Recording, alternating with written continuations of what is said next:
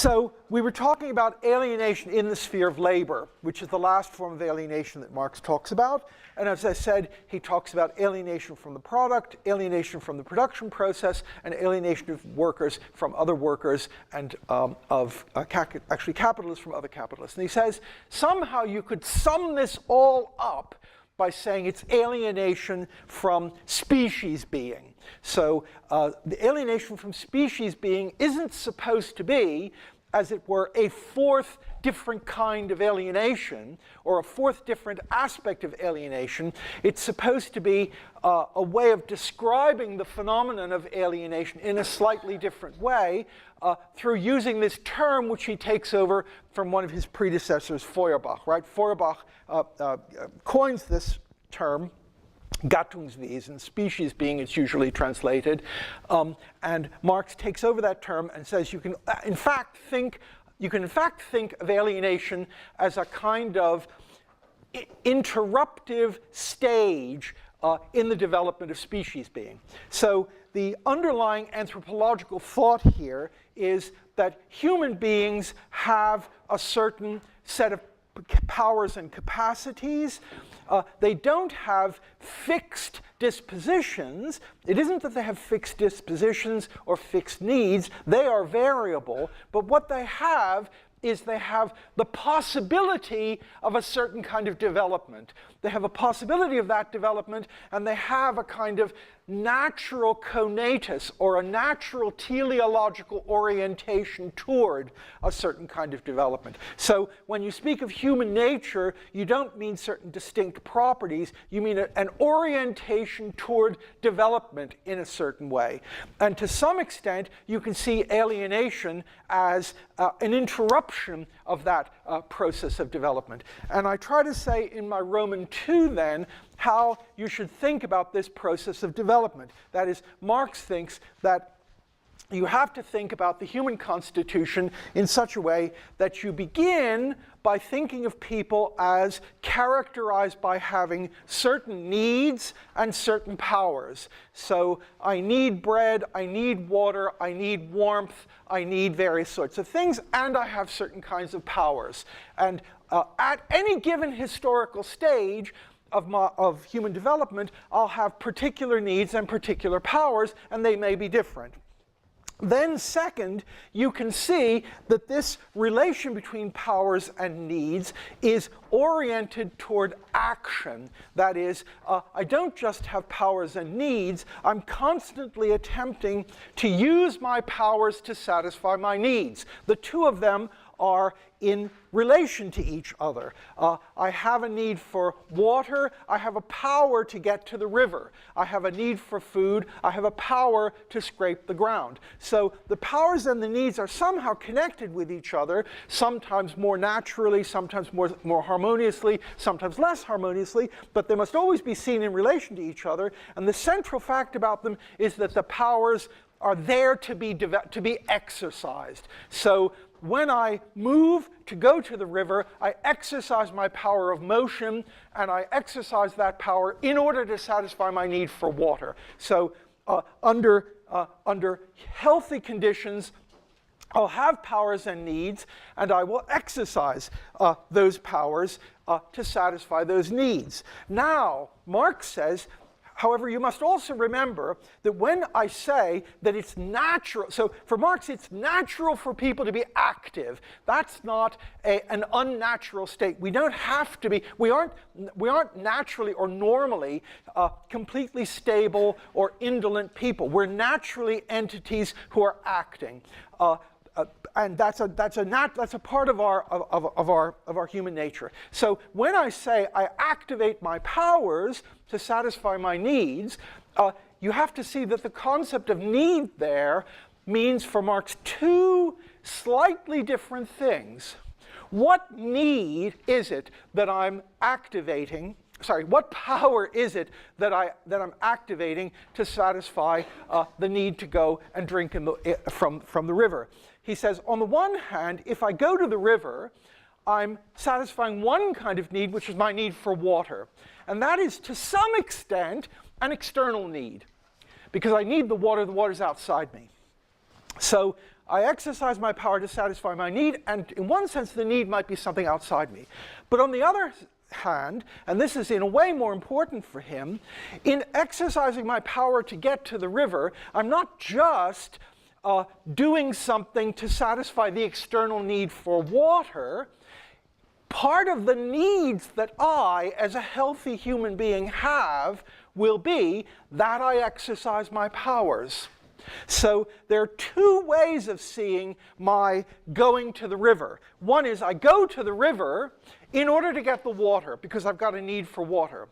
But from another point of view, I go to the river because I'm the sort of person who, if I have a power, has a natural impulse to exercise that power. To have a power for him is to have an internal impulse to exercise that power. So when I say I've got powers and capacities, and needs, and I exercise the powers in order to satisfy the needs are to some extent external and to some extent internal. And that is going to be really important for him, because it's going to allow him to talk about what free labor would be like. Namely, free labor would be labor which would have the property that in the same kind of exercise of one's capacities, one was both satisfying external needs and satisfying these internal needs for the expression of one's powers. So a kind of ideal social situation would be one in which I could at the same time act so that my action was a satisfaction of my external needs, the need for water, the need for power, the need for food, and at the same time an exercise of my internal need, my need to be active in the appropriate way and to exercise my powers. And that's going to be part of his argument for overcoming the distinction between things that are valuable in themselves and things that are merely instrumentally valuable, or instrumental action and non-instrumental action, because the ideal is going to be a form of action in which that distinction between doing the action for the sake of something else and doing the action for the sake of acting, that distinction is overcome. Because in going to the river, I'm doing both at the same time. I'm both doing an instrumental action, I'm getting the water to satisfy my thirst, and I'm doing an action which is not instrumental in that way, it's non-instrumental. Namely, I'm satisfying another need that I have, which is the need that I exercise the powers that I have and see the exercise of those powers as being effective. And so it's important to see that you can see the powers and needs here from two different points of view at the same time. So remember that Marx fundamentally rejects the Kantian idea that there are things that are there just for the sake of other things and things that are there for their own sake. The beginning of understanding this is the idea that that the very fact that you make that distinction means you're living in a society where something is wrong. Remember what Dewey says. Dewey says, the Greeks had this distinction between that which is done for the sake of other things and that which is done for its own sake. That's a reflection of the fact that Greek society was a slave society. Namely, in Greek society, you had the slaves. They acted completely for the sake of the masters, for the sake of something else. And you had the citizens. And the citizens were the people who sat around in the agora and left the actual work to the slaves and engaged in politics for its own sake. And Dewey says, but the very fact that in that society there's such a sharp distinction made between instrumental action and action for its own sake shows that in that society something's really wrong. And that idea is an idea he gets from Marx. That is, the idea that one of the basic problems with the Kantian is the very idea that there can be things that are valuable in themselves, things that are valuable merely instrumentally, and they constitute two different categories of things. So Marx says they can be different ways of analyzing. So if I go to the river and take my water, I can analyze that action if I want by emphasizing just the aspect that I need the water to keep myself alive. Or I can emphasize the fact that I'm doing it because I'm a person who has powers and I like to exercise my powers. So analytically, in retrospect, I can analyze it that way, but that's a mere analytical activity that I engage in, and you only understand the activity if it's a proper kind of activity, a free activity, if you see that both of those things are the same. It's the same activity there. Okay, so that's really important. So I've got these powers, I've got these needs. The needs are partly external needs and partly the need to express my powers. Now, he further has the idea, and now this might be wrong, but this is part of the idea, that in fact, if you look at the way in which humans exercise their capacities, it's a fact about exercising capacities that if I'm exercising my capacities and powers freely, I will also be developing those powers and capacities. So the idea, again, is a person who's learning to play the piano. The person who's learning to play the piano plays the first day, has a certain power, has the desire to exercise that power. If the person plays for a week, the activity of playing the piano, the activity of exercising the capacity, causes the person to have higher powers. If I practice the first week, I have more power the second week, power in the sense of capacity. I play better in the second week. The exercise of my power is at the same time a development of the power itself.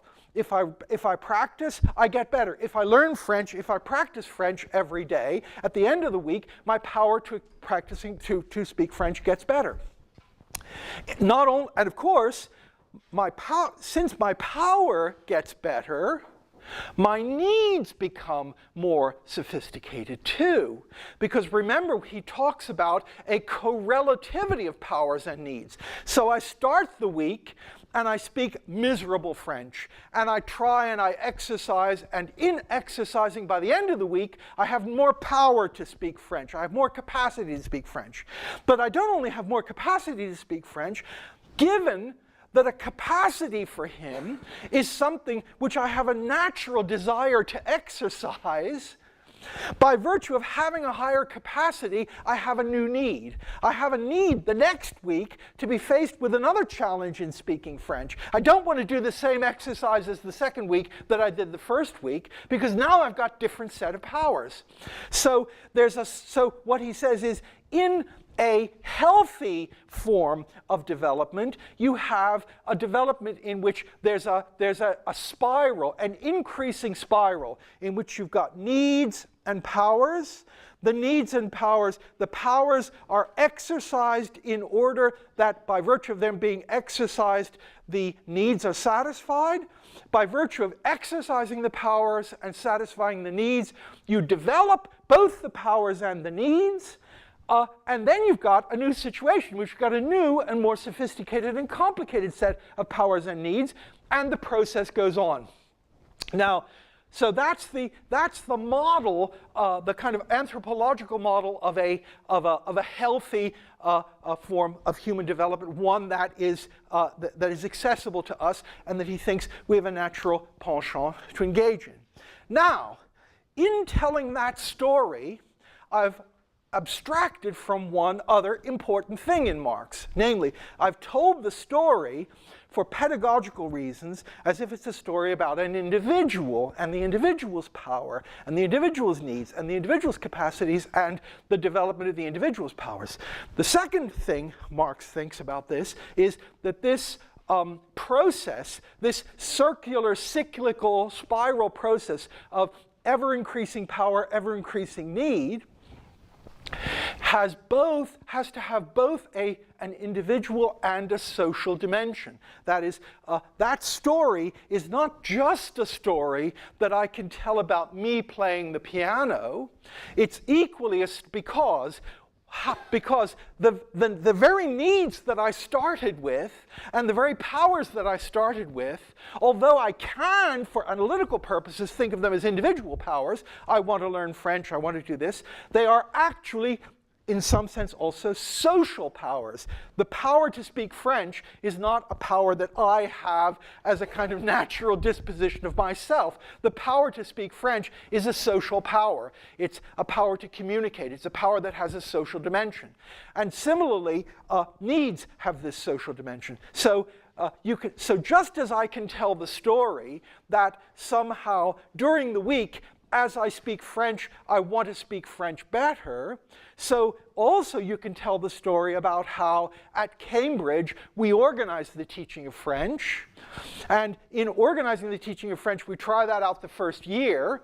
And as the result of doing it the first year, we get better at it the second year, and etc. So there's an individual and there's a social dimension to all of these processes. You can tell the story as stories about individuals and stories about society. Now, and Marx also thinks, and this is part of his concept, so his conception of species being is the conception of an entity in which those individual and social powers are correlative and connected to each other. I'm a species being means I'm an entity who is not a sort of freestanding agent with the powers that I have, but an entity whose powers are inherently connected with social powers. So the ideal situation is not just a situation in which there's a spiral for me, but it's a situation in which there's a social spiral too, whereby the society exercises its powers to satisfy its needs, and by virtue of exercising those powers, it develops those powers and those needs, and you get things like that. So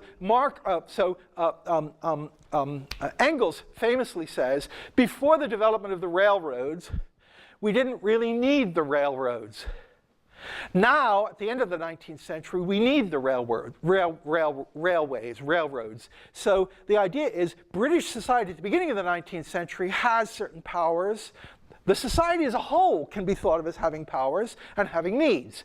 And it activates those powers to do various things. And in activating those powers, it develops those powers. Now, that's a complicated story that someone invents a machine that will do this, et cetera, et cetera. And first of all, the machine is just a toy. But in exercising those powers, you actually develop railways. And railways are then powers that allow you to satisfy your needs. But once the railway system gets developed, the development of the railway system itself turns into something which becomes a need, a social need. By the end of the 19th century, you have to have regulation of the railways. The railways become a necessity. So the story is a story of the circular and a spiral increasing development of powers, needs, capacities in the individual and in society, and ideally, the two of them correlative with each other. So at the beginning of the 19th century, I don't have the power to travel from London to Birmingham in the course of one day, because the railways don't exist yet. At the end of the 19th century, the society has the power to move things from London to Birmingham during the course of one day, and I have the power to move from Birmingham to London or vice versa in the course of one day. So that's the second dimension of Gattungswesen, of species being.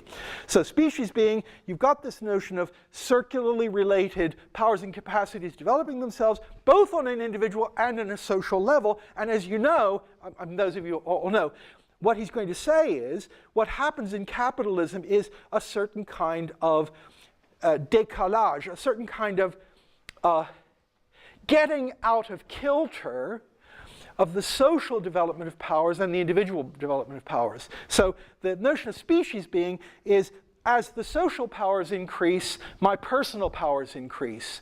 What happens in industrialization is, as the social powers increase, they increase at the price of a diminution of my personal powers. So the idea is the cobbler in his workplace develops his powers. If the cobblers together in the village develop their powers, they develop both their individual powers and their collective powers. What happens in industrialization is you put a lot of people in the mill.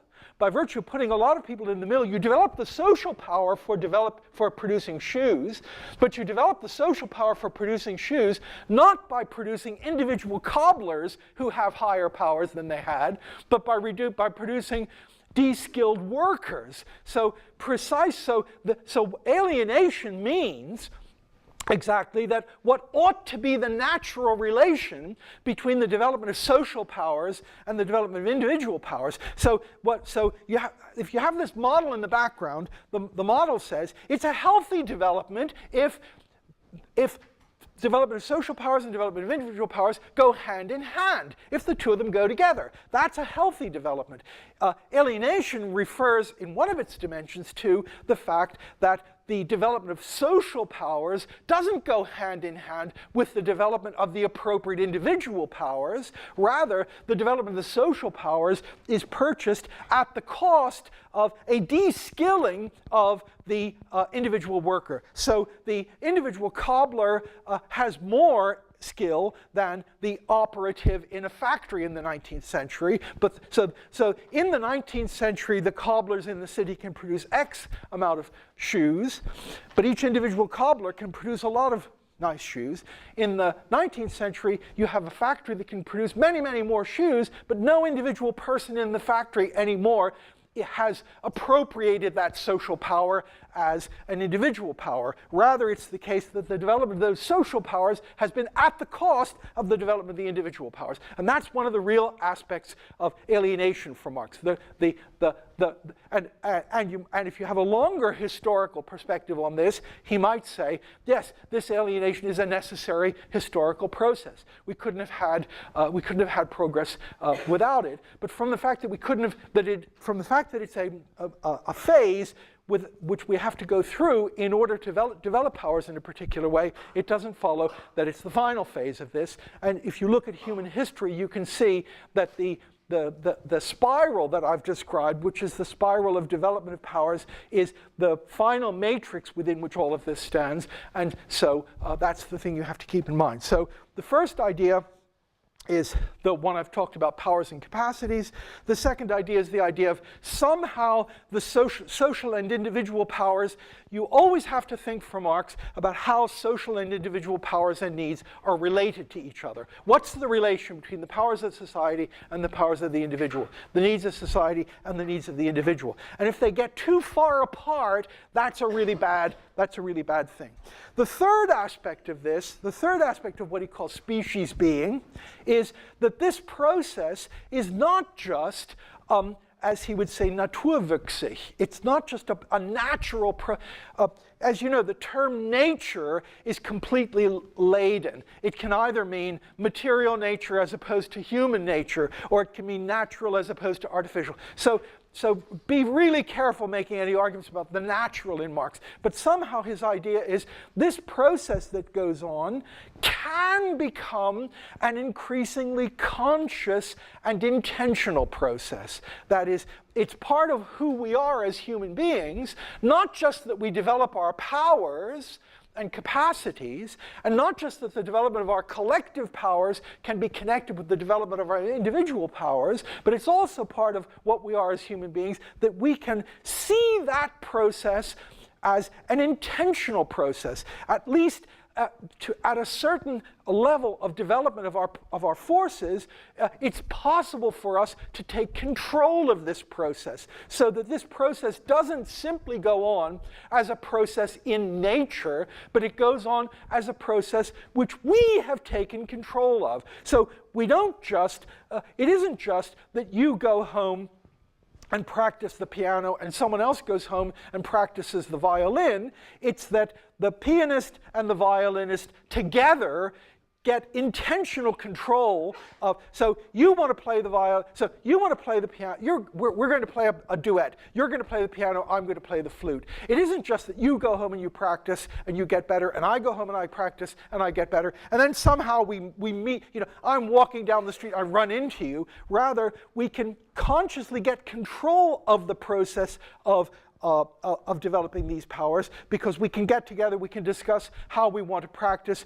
I can tell you what sorts of things I think you need to practice. You can tell me what sorts of things I need to practice. So the development of the process itself is not just a kind of natural spiral that exists, but it's something that's potentially intentional. It's something that so that it's possible eventually for us as human beings to see this whole process as a process we have done. It's something we have done. It isn't just something that has happened. So Marx's idea is, yes, at the beginning, this whole process may take place without people being aware of it. Here we are, lying in some primitive place. I need water. I go to the well. Then the next day, you go to the well. Then we organize going to the well so that we don't just do it independently of each other.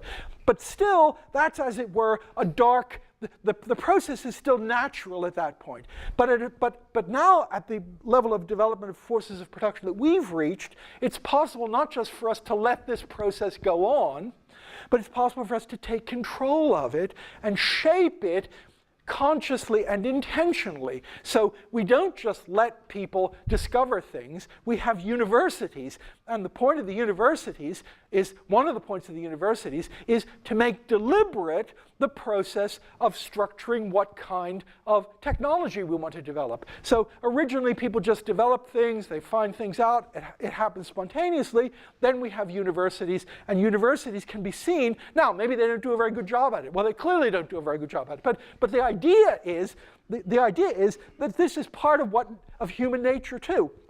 Part of human nature is that we want to get collective control, collective conscious control over the process of the development of our needs and the development of our capacities. And that intentionality is an important part of this. Okay, so notice it's really important to see that Marx is an anti-ascetic. That is, he will have no truck with back to nature, the simple life, Rousseau, the noble savage. He says again and again that a rich human being is a human being who is rich in powers and needs. So for him, a rich person, a rich life is a life in which I need more things. He says in a famous passage, if I'm a hunter and gatherer, my only need is for some sustenance. But if I'm a 19th century gourmet, my need is for I don't know, canard à l'orange or whatever is your, I need my, no, but what he says is that need is a more sophisticated, it's a sign that it's a better society. So I say this because this is the opposite of a certain strand that got established in the 20th century, which talks about false needs and the development of false needs, and contemporary society is generating in people false needs. That might be true, but that's a real deviation from Marx's central idea. For Marx's central idea is needs aren't themselves, as it were. There's an old discourse, as you know, that starts with Sallust, right? People in the end of the Roman Empire think a lot about what happens to the Roman, people in the Roman Republic, people at the end of the Roman Republic and then in the Empire think a lot about what happened to Rome, right? So Sallust, this Roman historian, talks about, you know, the old, and there's this natural tendency that they have, these aristocrats have, to project great virtues into the past. And so Sallust says, oh, the old Romans, they were really rugged, robust, pious farmers. They were frugal. You know, they never ate bread. They just had porridge. They didn't have these really sophisticated things like bread. They just had porridge, and they ate a bunch of grapes. They didn't have the Sicilian cookbook, and they were really robust, and they were really the good people. And what's happened to us is that we've developed too many and too sophisticated needs. We've become luxurious, and that's led to a kind of moral decadence. So there's this ancient story about rude, crude, you know, the days when men were men and women were women, and porridge was porridge, and, you know, you didn't want anything really fancy, you just wanted good, you know, ein deftiges Essen, you know, potatoes, and wherever you happen to be, potatoes or whatever it is. And then there's corruption, and then sophistication means corruption. That's not a story Marx will have any truck with. For him, it's not the case that there is virtue in simplicity, virtue in in self-restraint, virtue in having small needs. For him, as he says, the rich person is a person rich in needs. The sophisticated person is a person of great needs. So this process of developing increasing and increasingly sophisticated powers and needs is an unquestioned good for him. So that's really important to remember. Now again, you might think that's wrong. You might think that's wrong for two reasons. You might think that's wrong first for the sort of Frankfurt School reason, because you might think that in contemporary society the advertising agencies and forms of economic enterprise have got such control over the means of advertising that they're generating in us things that are not genuine needs, they're false needs. That's one thing you might think, might be right.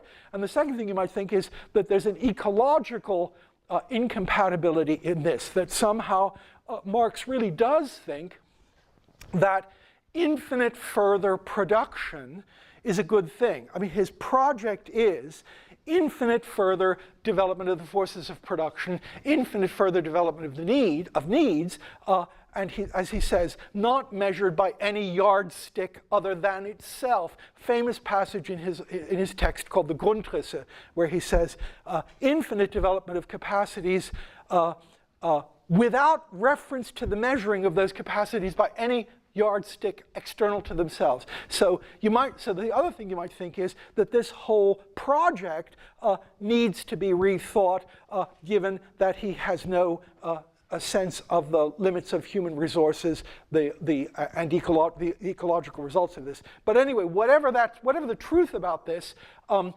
his project is an anti-ascetic. It's a developmental anti-ascetic project. So now I'm on my number 3 on page 8a.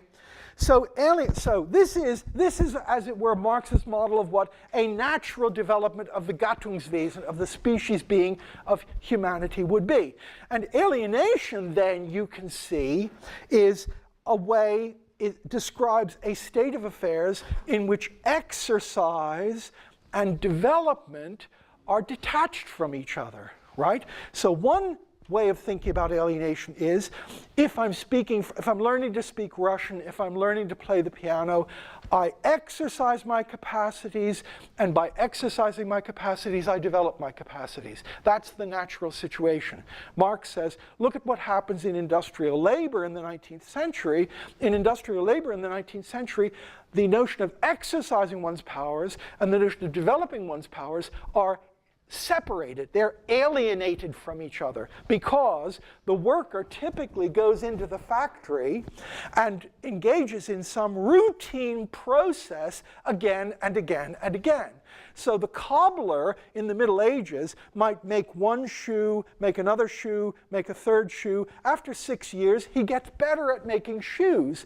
The person in the factory pushes the button the first day, pushes the button the second day, pushes the button the third day. So for the person in the factory, the exercise of a power has been detached from its natural context, because its natural context would be one in which the exercise of the capacity would be connected with a development of the capacity. But he's put in an artificial situation in which the repeated exercise of the capacity is detached from any possibility of the development of the capacity. You don't get any better pressing the button after 3 weeks than you were after the first week. So one sense of alienation. So note, again, Marx has this similar thing. Alienation sometimes refers to our relation to something out there. Sometimes it refers to a disconnection of elements in this process. That's a sort of thing that he takes over from Hegel too. So the alienation is, as it were, an alienation between, they become alien to each other, the exercise capacities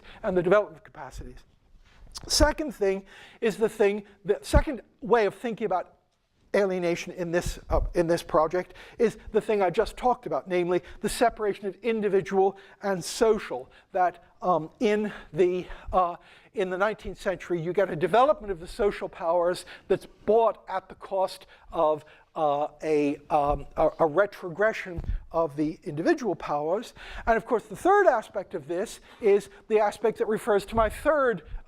So I said there were 3 things. There was exercise of powers and capacities, there was individual and social powers, and there was consciousness. And now alienation can be seen as a separation on all three of those levels. First, the exercise of the power is disconnected from the development of the power. Second, the exercise of the social power is disconnected from the exercise of the individual power. And the third thing is the whole invisible hand argument. That is the idea that the goal of this process should be that the process itself becomes more transparent and more conscious to us. So the natural way of development is a development in which we don't just let these things happen, we don't just let the development of our powers and capacities happen. We don't just experience it as something comes upon us or happens, but we make it conscious. We make ourselves conscious members of the species being, and that means we take control of the development of our powers and capacities. We do it intentionally,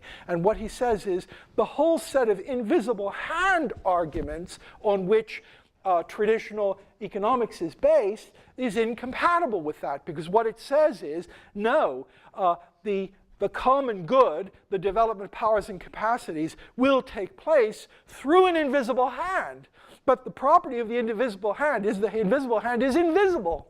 But to say the invisible hand is invisible is precisely to say we don't see the result as the conscious result of something that we've chosen. So on all three of those dimensions, those phenomena are the central phenomena that he thinks are characteristic of what he calls alienation.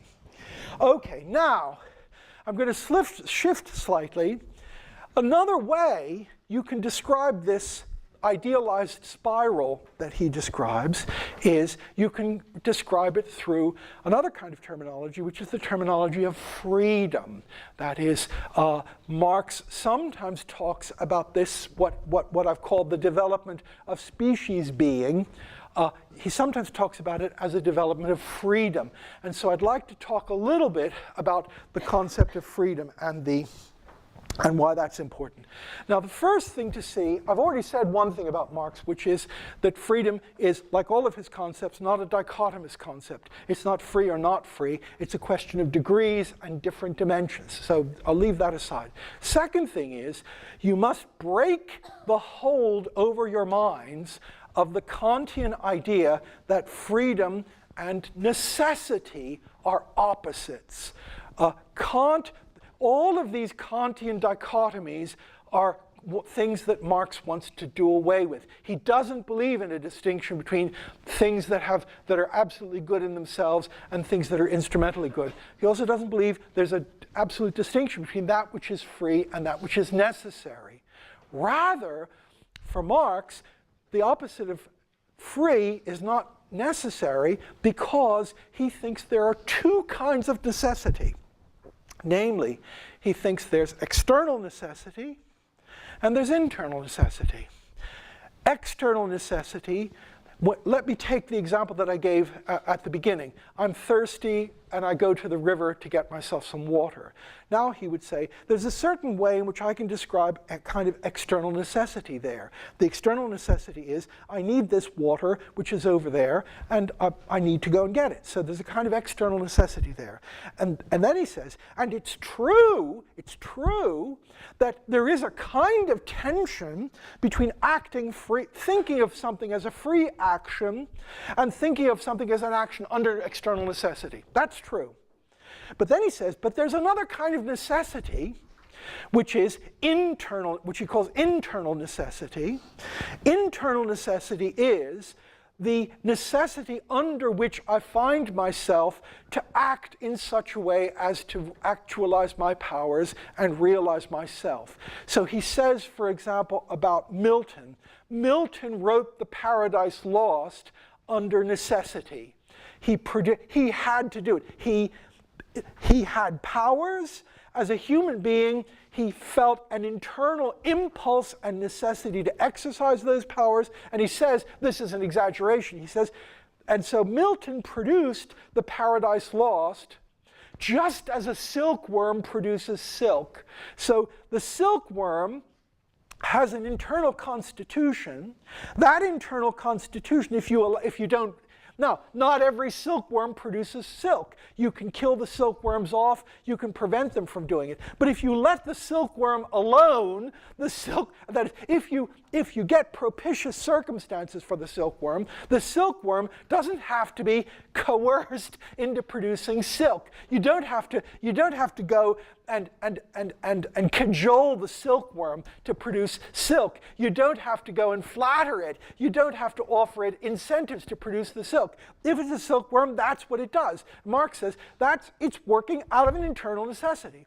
And he says you can see human beings as the same way. You can see us as having, so remember, so you can see us as having an internal necessity, and that internal necessity is the necessity of exercising our powers to satisfy our needs, and exercising our powers to satisfy our needs even in more complicated ways. So remember, the basic thing here is that he takes over from Hegel the idea that the Leibnizian and David Lewis idea about necessary worlds, etc., is just completely hopeless way to think about philosophy. So Leibniz has this idea, as you know, that we can think about all possible worlds, and then we can look at which worlds are real. And we can then talk about necessary features. The necessary features are the ones that are in all possible worlds.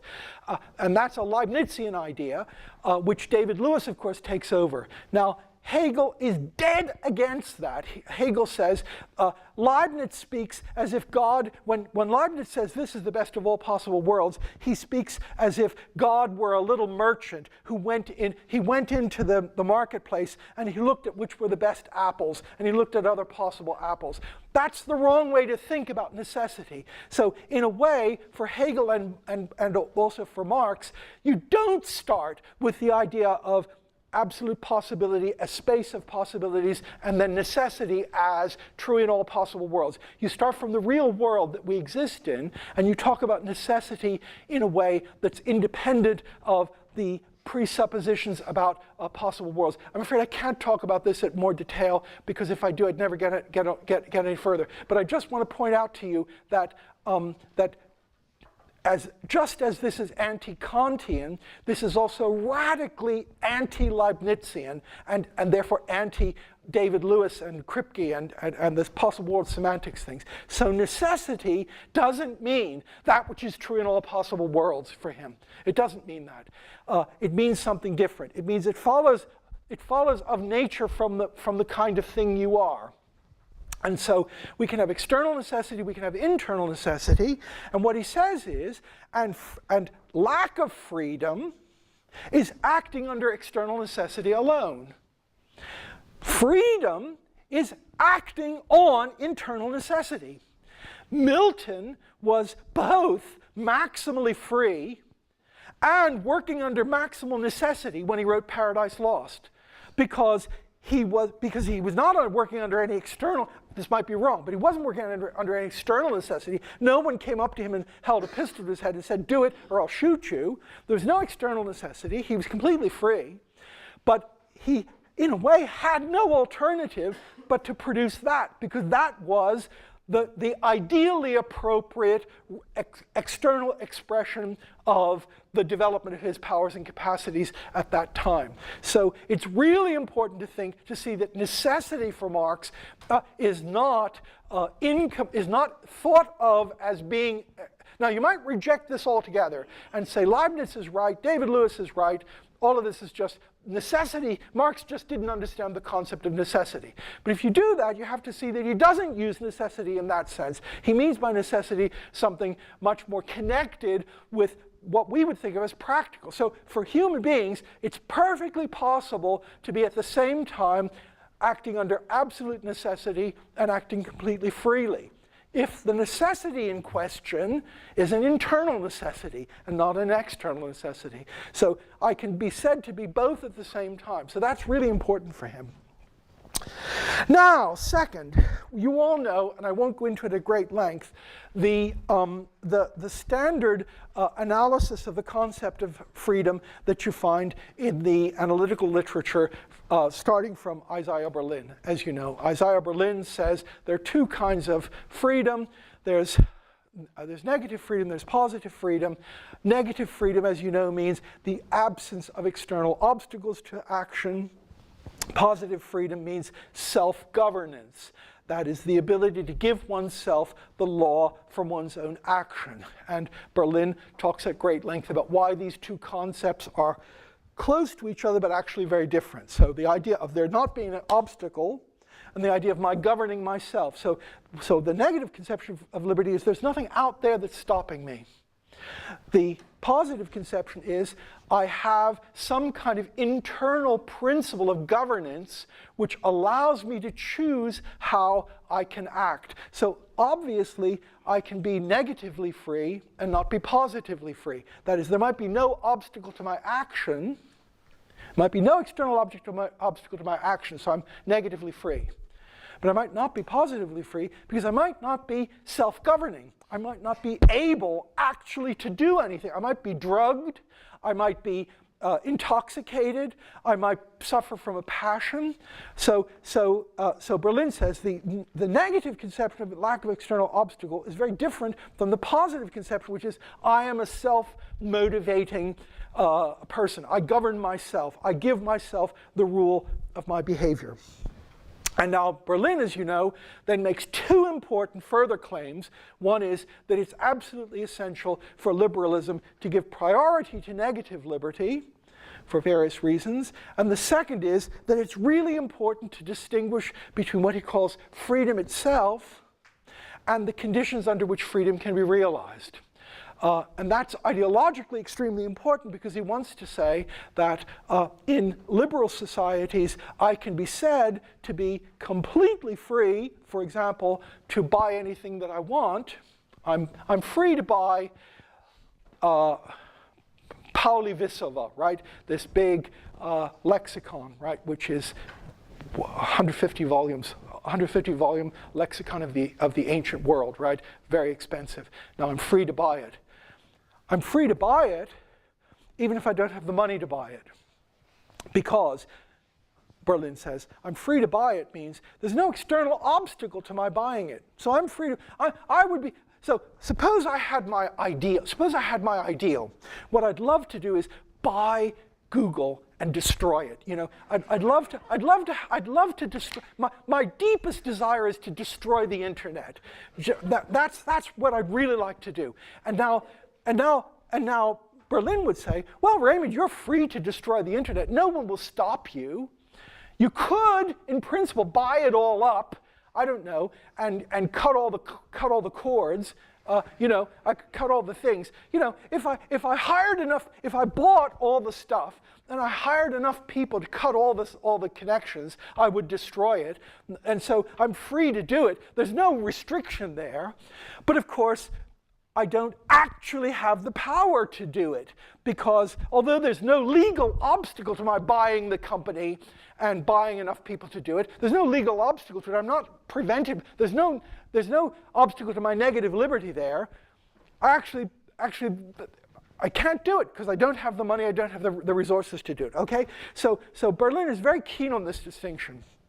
And of course he's very keen on this distinction because he's keen on saying that certain formal political freedoms are central, and even though members of certain social groups might not have the actual power to use those freedoms, that doesn't mean they're lacking in freedom, right? So everyone has a chance to become prime minister because no one is prevented from it, even though no one's going to become prime minister if they're not wealthy. So he's keen on making that distinction. Now, it's really important to see that for Marx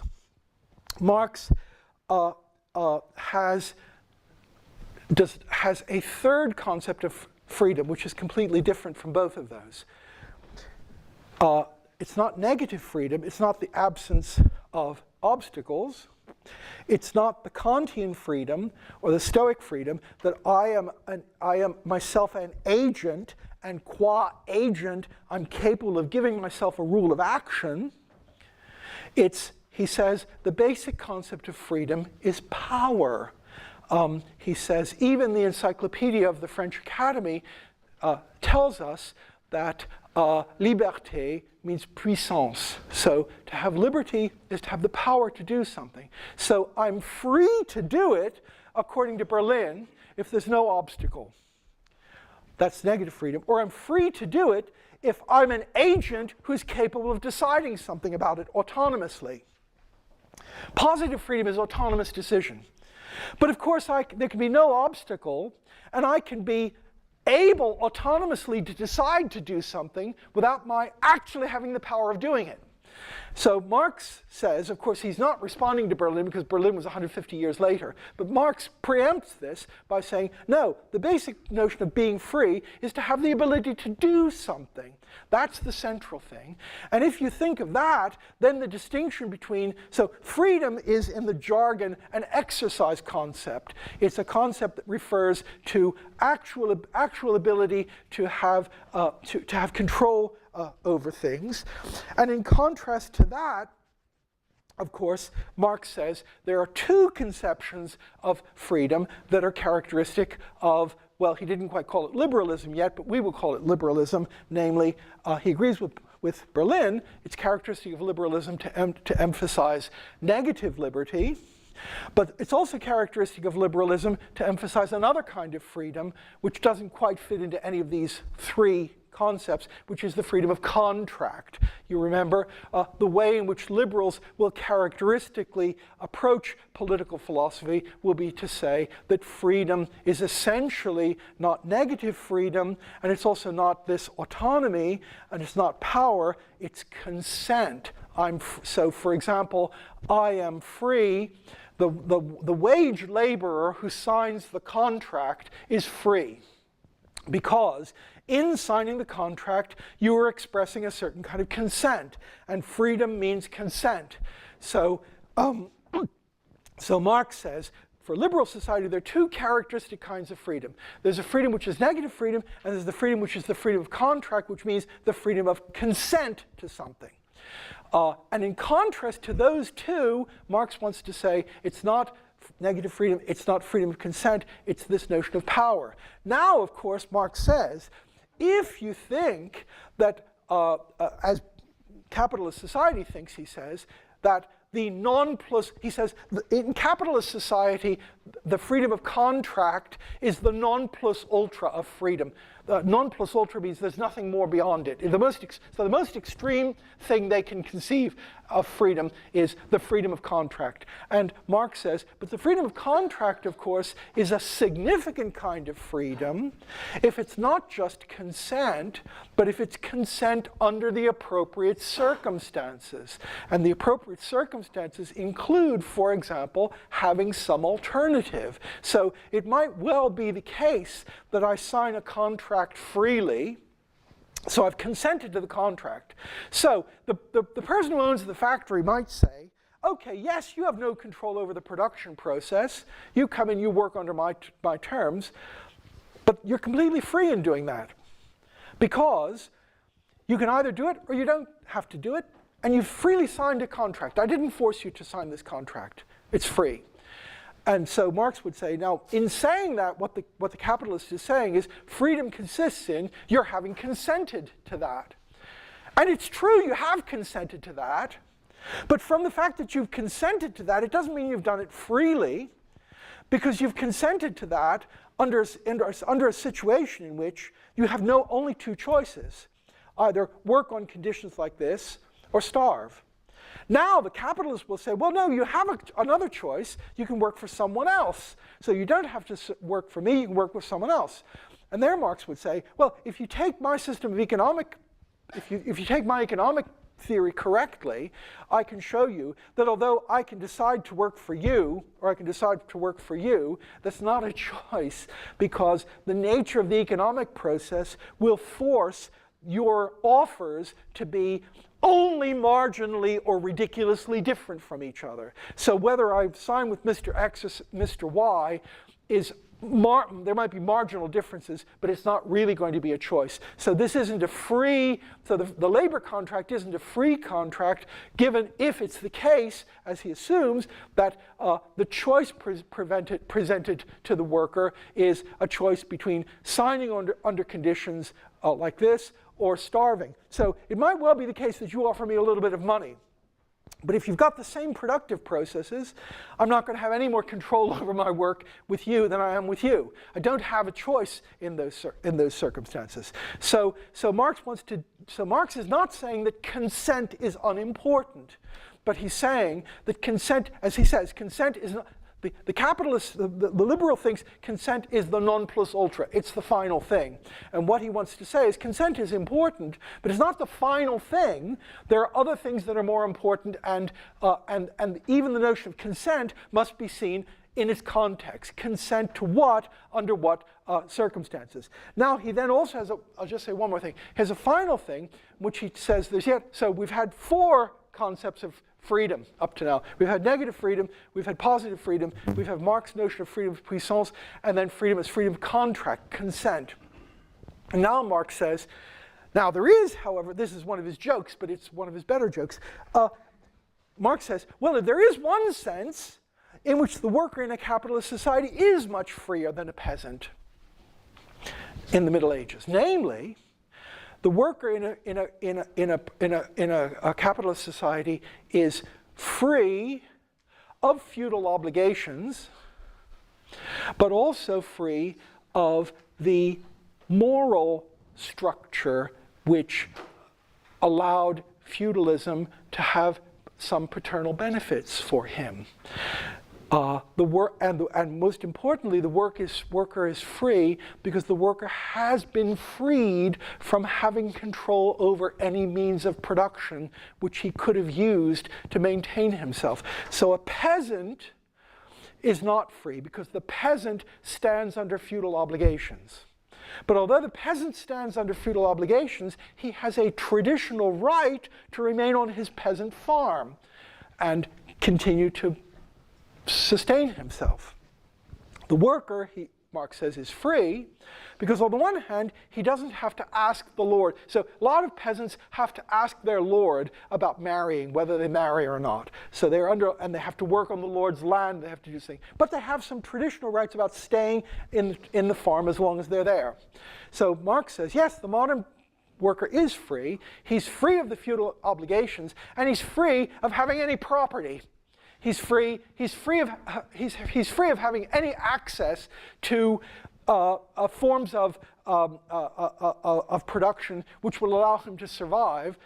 And that's important because, of course, if he has access to forms of production which allow him to survive, he might not have to sign the wage contract, right? So it's really important. So what's really important for Marx is the certain kind of freedom which he describes as the freedom of the proletariat, which is they have nothing to sell but their labor power. They're not peasants because peasants also have traditional rights and traditional customs which they can rely on. So that's another sense of the concept of freedom. I'll continue this next week. I'm sorry I've gone over a little bit, but I'll stop there.